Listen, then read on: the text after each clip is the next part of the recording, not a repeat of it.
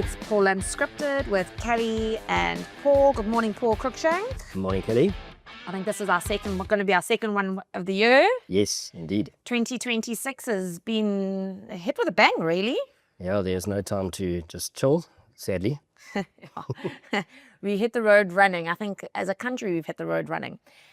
Paul, last week we spoke about, for those of you who weren't listening, Paul has a theme every single year. And this year it's not a theme, it's a focus. Yes. This is for Paul's leadership, and it filters through the RCL Foods business. And this year, 2026, is the year of performance through intention. Correct, because we weren't as successful last year by calling it a theme. Yeah, we weren't, exactly. I think we can anchor. We should maybe do a little bit of a poll. Should we call it a focus or an anchor? But what we are doing this year is we're driving it home. So performance through intention, you touched on it last week. And what we discussed last week was that there's a couple of bugbears that fall underneath. Call them content pillars, if you will, around where you're going to really hone in on this. And the first one was around meetings. Oh, it's my favorite one. So first, you have to give us context on why meetings are a big issue for you. Well, I'm sure everybody who listens to this will agree. And I'm sure everybody would have sat at a meeting and sat there thinking at some point in their life, what on earth am I doing here? And why does this have to take so long?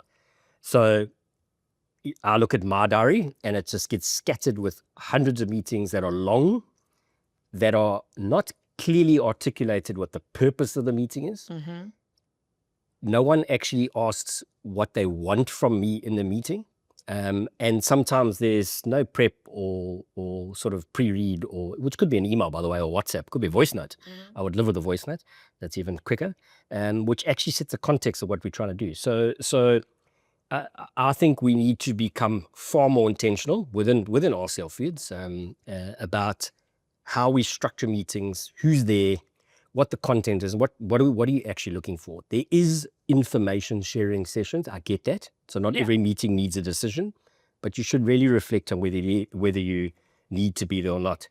And my favorite story, and I always get this wrong, whether it's Jeff Bezos or Elon Musk, I think it's Elon Musk. Must be him because of... well, tell me the story and I'll tell you who it is. Which is, in the first 5 minutes, if you can't contribute to the meeting, you're free in the organization to pick up your bags and leave. Elon Musk. And nobody should feel offended or embarrassed about that. So that's the extreme. I'm not suggesting we do that. It's not within our culture to do that. No. But certainly question why you're there. But it comes back to the meeting organizer, to be honest. Shorten your meetings, become more focused, clearly set out your purpose, your ask in that meeting, make sure you come prepared and you get your answer you want and get out of there. So we're going to become quite intentional about how we do it. Can I ask you something here? Because we are very honest and truthful in this. And I just want everyone to know that sometimes the questions I ask might be career limiting. But at least we get an answer. You have to appreciate that if anyone is having a meeting with the CEO, there's a massive amount of preparation, nerves, work that has to get done before that. So before everyone meets with you, because I think a little bit, people aren't scared of you. They're scared, it's daunting to go into a meeting with a CEO. Not everyone's offered the opportunity to sit there. Shouldn't be. Yes. I know. What would be your perfect solution to how you manage that? So last year, for context, for everybody, last year, we eliminated PowerPoint out of our business for meetings. Obviously, PowerPoint has a role to play. So sorry, Microsoft, a role to play in some forums. But we eliminated PowerPoint, where everyone had to prepare a pre-read and Word document. Everyone had to read the document before the meeting, and then you come in with your points to discuss what's kind of next to keep moving forward. What is your perfect world when it comes to meetings? Do you want a pre-read? Yeah, pre-read, definitely a pre-read, which, as I say, a pre-read could be a voice note. Absolutely. It So doesn't you're have... comfortable with that kind of, 100%. even an informal voice note? Yeah, so what's the context? Yes. What are you asking? And what is the key information required to make the decision that you're asking? That's an ideal world. Just using your example on PowerPoint, so we eliminated in our exec meetings. Once a quarter, each exec member writes a reflections. It's supposed to be one page. Some of them have crept on a bit, but mostly one page. There's one particular MD who's best at it, who always, and there's only one female in our team, so she gets it within one page every time. Because women get it right every time. They listen carefully. Don't only have to ask once. It's forced everybody to sit down, and everybody has said that it's been quite valuable to sit down, think, summarize, what are your key issues, and then what do you need help with? And what do you want? And in there, the deliberate piece is what do you need help with? And that becomes the sharing piece and a discussion point, which says you need help here, I can help you with that. I've experienced that before, or I know someone who has.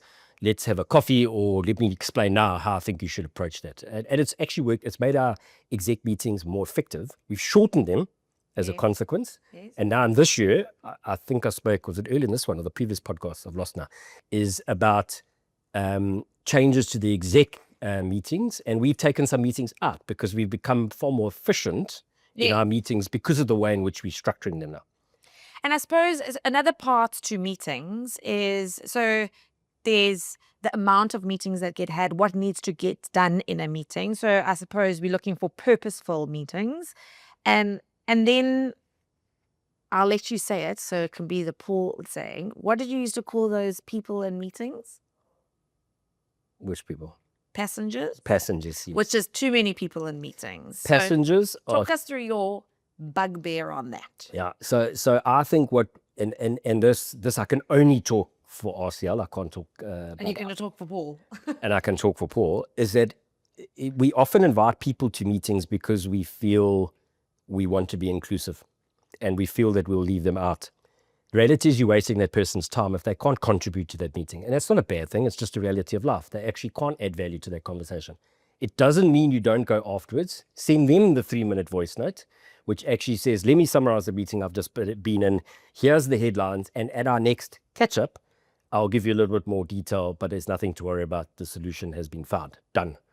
And that now you've actually taken 3 minutes of their time as opposed to probably 90 minutes of the meeting, and you've saved that person 87 minutes to get on with something else.